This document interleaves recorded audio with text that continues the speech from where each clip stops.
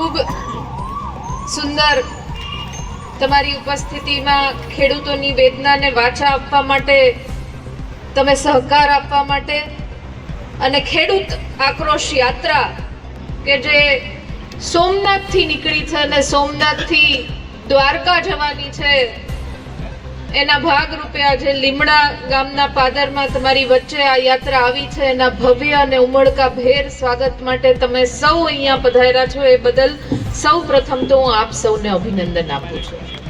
કારણ કે ખેડૂતોને પડતી વેદનાને વાચા આપવા માટે તમે જે જોમ અને ઉત્સાહ પૂરો પાડવા માટે આવ્યા છો, એટલે આ યાત્રા જે ધ્યેય લઈને નીકળી છે, એ ધ્યેય યાત્રા પૂરી થાય એની પહેલા પૂરો કરે એવી શક્તિ તમારા અહીંયા હાજરી થકી મળે એવી હું અપેક્ષા પણ રાખું છું.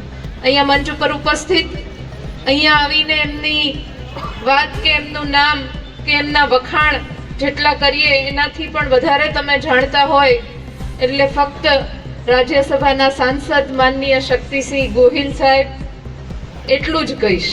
કારણ કે બહાર હોય તો સાહેબ વખાણ કરીએ, પણ અહીંયા તો શું વખાણ કરીએ.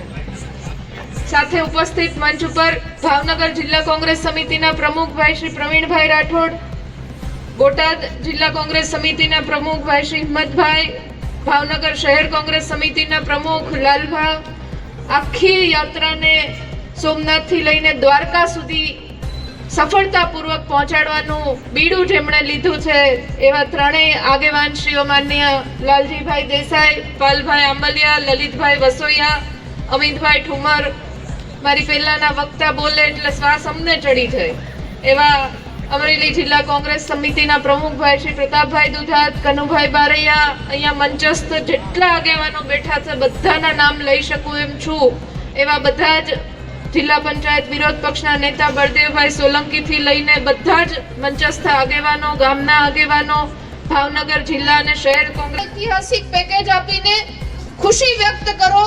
પણ આભાર નરેન્દ્રભાઈ, આભાર જીતુભાઈ, આભાર મુખ્યમંત્રી શ્રી. આવા બોર્ડ લગાડવા માટે મને લાગે છે કે 25,000 કરોડ આ સરકાર વાપરી નાખે તો એ નવાઈ નહીં લાગે. આપણે બધાય જ્યારે જ્યારે આવી વાતો કરીએ, જ્યારે જ્યારે આક્રોશ વ્યક્ત કરીએ, ખેડૂતોની વાત આવે, બધાય ભેગા થાય અને એમ કહે કે અમને ન્યાય મળવો જોઈએ. પણ જ્યારે એકતા બતાવવાની આવે ત્યારે આ જય જવાન જય કિસાન સૂત્ર બોલ્યા. એ શું કામ આપણે જય જવાન અને જય કિસાન બોલતા હતા? કારણ કે જવાનો એવા છે કે જે દેશમાં નહીં પણ આખા વિશ્વમાં ક્રાંતિ લાવી શકે, અને કિસાન એટલે કે ખેડૂત એક એવો વર્ગ છે કે જે આખા દેશમાં અને વિશ્વમાં ક્રાંતિ લાવી શકે. એટલા માટે આ સૂત્ર. પણ અત્યારે આ ખેડૂત તો કોળીનો ખેડૂત છે. આટલું મોટું આંદોલન થાય છે, આની આગેવાની તો પટેલોએ લીધી છે, તો તમે ત્યાં હું લેવા ગયા હતા એમ કરીને જુદા પાડવાની પ્રયત્ન કરે.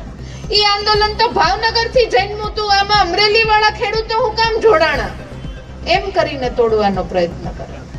આ બધા જ પ્રયત્નો અવારનવાર પડતી મુશ્કેલીઓ અને હાલાકીઓ માટે તોડવા માટે સરકાર કરતી આવી છે. પણ આપણે અત્યારે સાંભળીએ, ખૂબ રોષ ચડે. ટ્રેનીબેન બોલ્યા, પ્રતાપભાઈ બોલ્યા, હજી આગેવાનો બોલશે. વાત તો બહુ સાચી કીધી, પણ સરકાર આપે ત્યારે ઘણુંય અને અમે એમ કહીએ કે નાના તમારી માટે લડશું. કાલે તમે આવશો આવેદન પત્ર આપવા માટે ભાવનગર, તો પણ મારે થોડું કામ છે તો હું ન આવી શકું. આપણે આપણી માટે નથી લડી શકતા. અમે આવું તો તું, પણ હવે ત્યાં કઈ મળવાનું એવું કઈ લાગતું નથી, એટલે આવીને શું કરવું એમ કરીને ન આવે. એટલે છેલ્લે જયારે લડવા જાય ત્યારે મંચ ઉપર બેઠા છે એટલા લોકો હોય અને આવેદન પત્ર આપીએ અને ખેડૂતો એમ કે નાના તમે બહુ સારું કર્યું. પણ આપણે આપણા અધિકાર માટે લડતા નથી.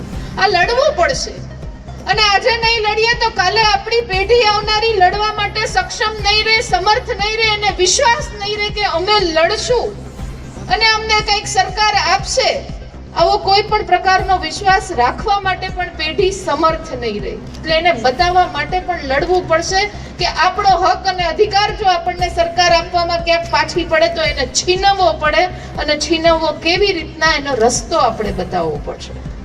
એટલે આપ બધાને વિનંતી કરું છું, આ બધા જ આંકડા એ તમે અહીંયા જેટલા આવ્યા છો એના સિવાય પણ જે નથી આવી શક્યા એને ઘર ઘર સુધી તમે પહોંચાડજો કે આ કોઈ ઐતિહાસિક પેકેજ નથી, પણ આ એક લોલીપોપ વાળું પેકેજ છે ને આ બધાને ભ્રમિત કરનારું પેકેજ છે. તમારી વિસ્તારના તાલુકા પંચાયતના સદસ્યને ઘરે જઈને પૂછજો કે ભાઈ તું લાવ પત્ર લખીને અમને આપ કે અમારે ખેડૂતો માટે લડવું છે, અમારી સરકારમાં રજૂઆત કરવી છે કે આ 10,000 કરોડથી અમારા ખેડૂતને કોઈ ફાયદો નહીં થાય, તું પત્ર લખીને આપ. આ તમને વિનંતી કરું છું કે તમારા વિસ્તારના ચૂંટાયેલા ભારતીય જનતા પાર્ટીના જિલ્લા પંચાયતના સભ્ય હોય, તાલુકા પંચાયત, નગરપાલિકા, કોર્પોરેટર, ધારાસભ્ય અને સંસદ સભ્ય જો એ ખરા અર્થમાં તમારા મત થકી ચૂંટાઈને પ્રતિનિધિ બન્યા હોય તો એને વિનંતી નહીં આક્રોશ સાથે કહેજો કે તમારી સરકારમાં તમે પત્ર લખીને આપો કે આ પેકેજ ઐતિહાસિક પેકેજ નથી, આ પેકેજ લોલીપોપ પેકેજ છે. અને ભાવનગરે તો એની આગેવાની લેવી જ પડે, કારણ કે કૃષિ મંત્રી તમારા અહીંના પનોતા પુત્ર છે.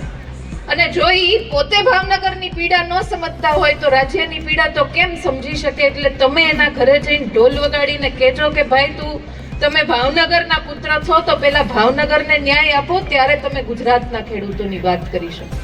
એટલે આ બધાને વિનંતી છે જે આ યાત્રા તમારા માટે લડવા માટે નીકળી છે એમાં જે પણ સહકાર દેવાતો હોય દેજો. સોશિયલ મીડિયાના માધ્યમથી, મીડિયાના માધ્યમથી તમારા ઘરે પરિવારના સભ્યો આ બધાને કહેજો કે જાગૃત બનીને આપણા હકની લડાઈ છે, આ ભીખ નથી.